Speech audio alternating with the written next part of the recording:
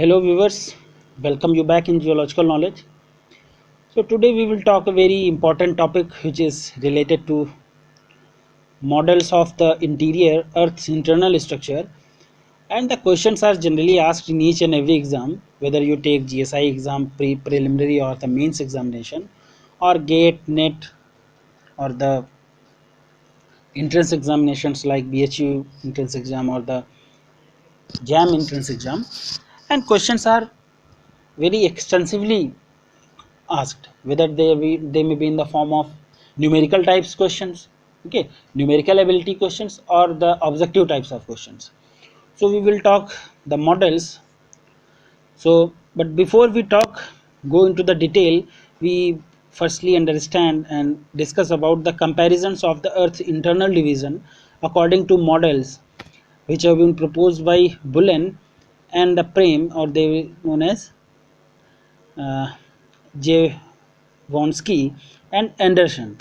Okay, so here as you can see in the diagram or the table shown as, so the on the right left hand side the model A region that has been shown, and the depths in the kilometers have been shown, and the layers have been shown, their depth range have been shown, and some comments also have been done. So the firstly the A layer, that is 0 to 33 kilometers, and that especially deals with the crust and the upper as well as lower crust. So upper crust is that is 0 to 15 kilometer, and lower is 15 to 24 kilometer, and the lithosphere that is 0 to 80 kilometer, the comment is there. And the B layer, that is 33 to 410 kilometers, and that forms the upper mantle. So upper mantle is 24 to 80 kilometers, means the crust, that is the upper crust, that is from the surface to 15 kilometer, and lower crust, that is 15 to 24 kilometer. But when we go deeper into the Earth's interior, that is the upper mantle. So upper mantle is 24 to 80 kilometers, and the low velocity layer, that stands at the depth of 80 to 220 kilometer, and transition zone, that is 220 to 220 to 400 kilometer. And that layer, the low velocity layer, that is also known as asthenosphere. Okay, and especially that lies in the asthenosphere layer. And the sea layer or the sea model region, that is 410 to 1000 kilometer, that forms the upper mantle, the transition zone of upper mantle at the depth of 400 to 670 kilometer, and 670 to 770 kilometer. And the D layer, so D layer, that is 1000 to 2900 kilometers, that is the up to the mantle, sorry, up to the upper mantle to lower mantle. So lower mantle, there are two layers, D dash layer and D double dash layer. So D dash layer, that is occurring at 770 to 2740 kilometer, and D dash layer, that occurs at 2740 to 2890 kilometers, and the E layer, that is 2900 to 4980 kilometers, the outer core, and the F layer, that is the transition layer, and the G layer, that occurs at 5120 to 6370 kilometers, and that subsequently forms the inner core, okay, or the radius of the internal structure, that is 6370 kilometers, and that varies from poles to uh, equator. We will discuss in detail in the coming slides. And the depth range of the inner core, that is 5150 kilometers to 6370 kilometers. Okay, so this diagram was, and this table was very important, because we will use the terms and we will use the data from this table into the coming slides. So it was very important to understand. So now we will come to our discussion. So firstly we will talk about the crust, and we will generally talk about the general information, and the some basic information, general information, and some very important information that is related to the structures as well as their properties and their composition as well. So some of the facts you will already be knowing, because that's the basic part, and some of the facts are very important for you to understand, which are not really given in the books. Okay, so if we talk about the crust, so the structures of the crust and the upper mantle, they are complex and so strong lateral variation. So this prohibits using the inversion of body wave travel times to get a vertical distribution of seismic velocities. Okay, and the most reliable information on the crustal seismic structures that comes from the seismic refraction profiles and the deep crustal deflection sounding. Okay, so the important information that comes from the seismic refraction profile and deep crustal reflection.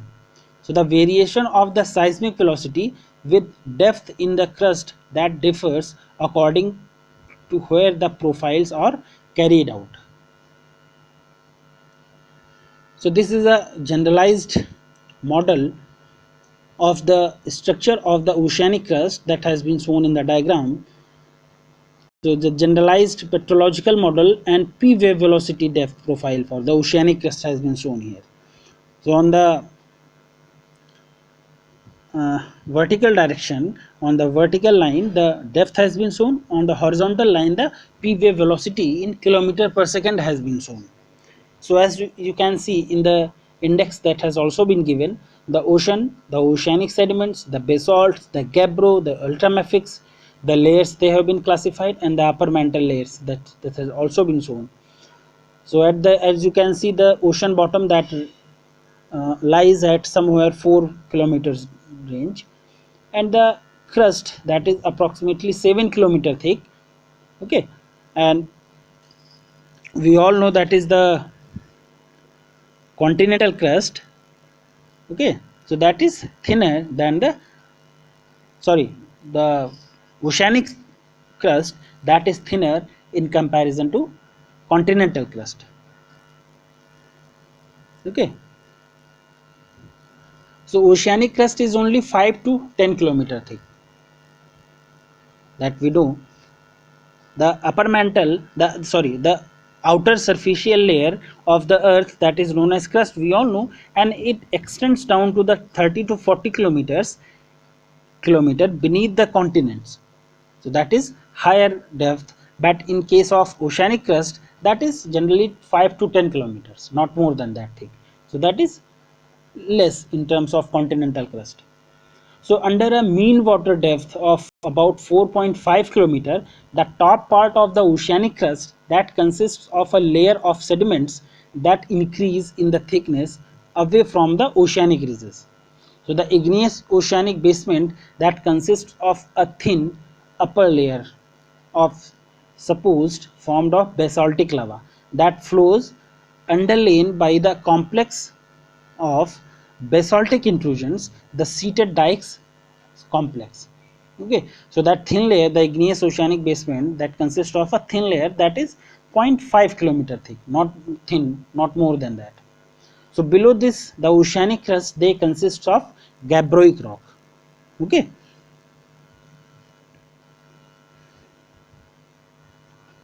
the vertical structure of continental crust is more complicated than the oceanic crust, that of the oceanic crust. Okay, the vertical structure of continental crust is more complicated in, than the than that of oceanic crust, and the structures under ancient sealed areas that differs from that of underlying basins or the younger basins.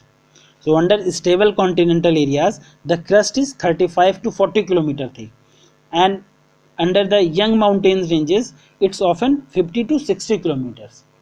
So in the young mountain ranges the thickness of continental crust that is 50 to 60 kilometer. And the continental moho is not always a sharp boundary, because the Mohorovic boundary, we all know that differentiate between the crust and mantle, so that is not a sharp boundary. Okay, so the fluctuation is also there. So in some places the transition from the crust to mantle, that may be gradual with a layered structure. Okay, and it's more difficult to generalize a representative model. The most striking difference is that the continental crust is much thicker than the oceanic crust. We have already discussed. And in the diagram, as you can see, the generalized petrological model and p wave velocity depth profile for continental crust have also been shown. In the previous slides, we have talked about the generalized profile or the petrological model of oceanic crust, and now we will discuss the continental crust. So as we can see, the same is the diagram. The On the vertical line the depth has been shown, and on the horizontal line the p wave velocities have been shown in the kilometer per second. Okay, so as you can see, the index is also given here. The Cenozoic sediments, the Mesozoic and Paleozoic sediments, upper crystalline basement, granitic laccoliths, they have been shown. Migmatites, they have also been shown. The amphibolites, the granulites, the ultramafics. Okay, and their depth wise zonation has also been shown. The near surface low velocity layer, the zone of positive velocity gradient, Sialic low velocity layer, middle crustal layer, high velocity tooth, and the lower crustal layer, as well as the uppermost mantle. And we will discuss all these layers in detail in the coming slides. But as you can see, the depth range and the Conrod discontinuity as well as the Moho discontinuity. Okay,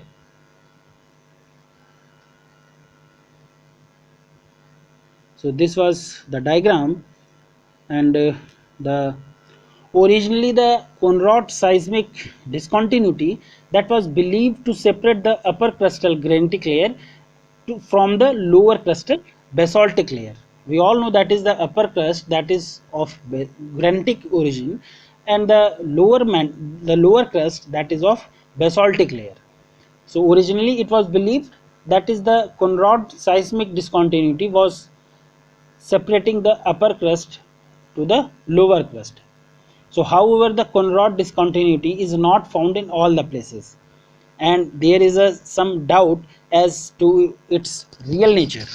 Okay, so real nature is doubted, and it may represent a more complicated compositional or phase boundary.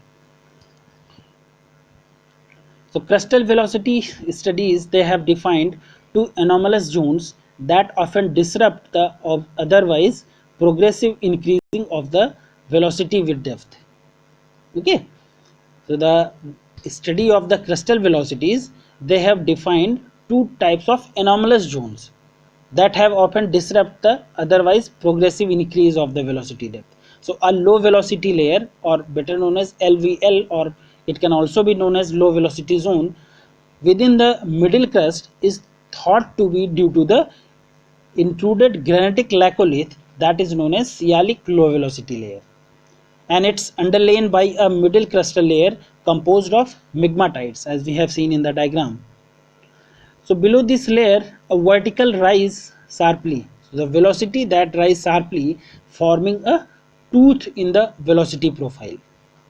Okay, as you can see in the diagram, in this diagram, as you can see, as we have discussed. So this tooth and the layer beneath it, that often make up to the thinly layer lower crust. So refraction and the reflection at the top of the tooth are thought to explain the Conrod discontinuity. So the refraction and the reflection properties at the top of the tooth, they thought to explain the Conrod discontinuity. So the upper mantle is characterized by several discontinuities of body waves velocity and steep velocity gradient, as we will see in the diagram. So this diagram deals with the p wave velocity depth profile of the upper mantle beneath the Canadian shield. So the diagram on the left side, and the B diagram or the right side diagram, that is the ray path through the model. Note that the sharp bending of rays at velocity discontinuities at depth of 400 km and 670 kilometers, as you can see.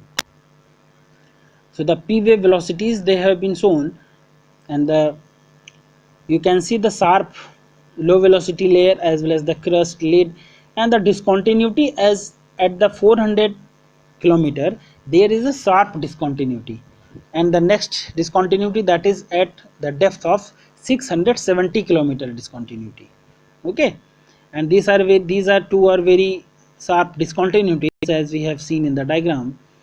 And the ray path through the models that have also been shown.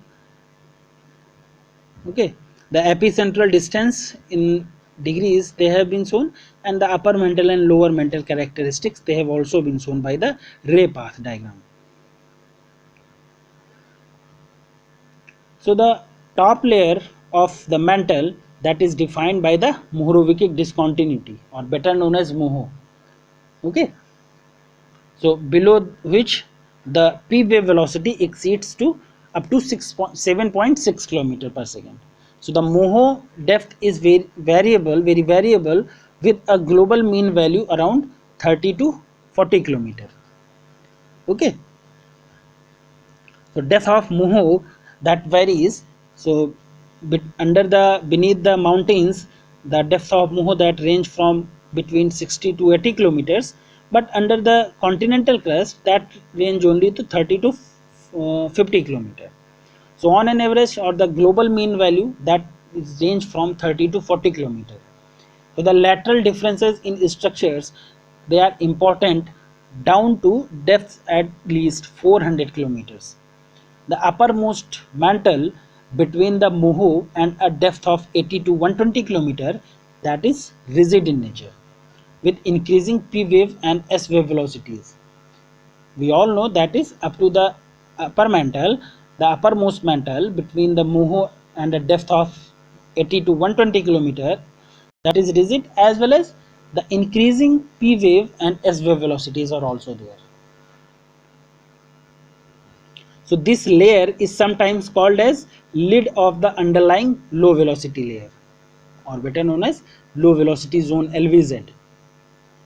So together with the crust, the lid forms the lithosphere, the rigid outer layer cell of the earth, that takes part in the plate tectonic process.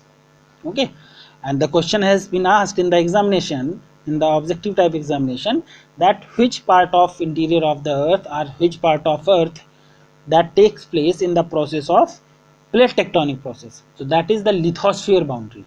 Okay, or the lithosphere. So an abrupt increase in p wave and s wave velocities, that have also been shown by a 3 to 4% has been observed at around 220 to 230 kilometer depth. That is called as Lehman discontinuity. Okay. So between the lid and the Lehman discontinuity, in the depth range between 100 to 200 kilometer, body wave velocity, the gradient are weakly negative. That is, the velocities decrease with increasing depth. Okay. So between the lid and the Lehman discontinuity, in the depth range is very important for the objective exam point of view, because the questions are generally asked. So that is between the Lehman discontinuity, and depth range is 100 to 200 kilometer. Body waves velocity, the gradients are weakly negative. Negative means the velocities, they decrease with the increasing depth. As we go deeper in the increasing depth, the velocities decreases. So this layer is known as low velocity zone, or the low velocity layer. Okay. and its nature cannot be evaluated from body waves. The nature of low velocity zone, that cannot be evaluated from the body waves, because they don't reach to the bottom in the layer, and its lower boundary is not sharp. Okay, because that is the body waves, especially the S type of waves, S waves, these they don't reach up to the bottom of the internal of the structures. So the evidence for the understanding the low velocity layer, that comes from the inversion of the surface wave data. So only long period surface waves with periods longer than about 200 seconds can penetrate to the depth of base of the low velocity layer. Okay, so only long period surfaces waves with periods longer than 200 meter per second can penetrate to the depths of the base of that low velocity layer. Okay, and the data from the surface waves, that is not precise. The data which has been gathered or collected from the studies of the surface waves, that is not precise, and their depth resolution is poor, and only the S wave velocities can be determined. Okay, and thus the top and the bottom of the low velocity layer, they are not sharply defined, because the data is not very precise, and the studies which have been done, they have also not evident of these. So the low velocity layer is usually associated with the asthenosphere, which also plays an important role in plate tectonic process. The decrease in the seismic velocity are attributed to reduced rigidity in this layer. Okay, the low velocity layer as well as the asthenosphere, they reflect changes of the rheological properties of the upper mantle material. So brittle behavior in the crust and the lithosphere gives way with increasing depth to ductile behavior in low rigidity asthenosphere. We will discuss in the diagram. So the brittle ductile transition is gradual and depends on the properties such as the rock composition, geothermal gradient, the initial crustal thickness, as well as the strain rate. So the nature, brittle ductile transition nature, that is gradual, and that depends on certain parameters like the composition of the rock, the geothermal gradient, and the initial crustal thickness and the strain rate. So it probably occurs differently in oceanic as well as the continental lithosphere, as suggested in the diagram. So as you can see, this is the hypothetical vertical profile of the rigidity. So the A diagram deals with the oceanic lithosphere, and B diagram deals with the continental lithosphere, and with the estimated depth of the brittle ductile transition. Okay, so as you can see in the brittle transition zone, that occurs at a depth of around 40 to 30 to 40 kilometers, and the upper part, the upper mantle part, that is brittle in nature, and the lower mantle part or the lowest part, that is ductile in nature, and the transitional boundary between brittle and ductile transition zone, that has also been shown.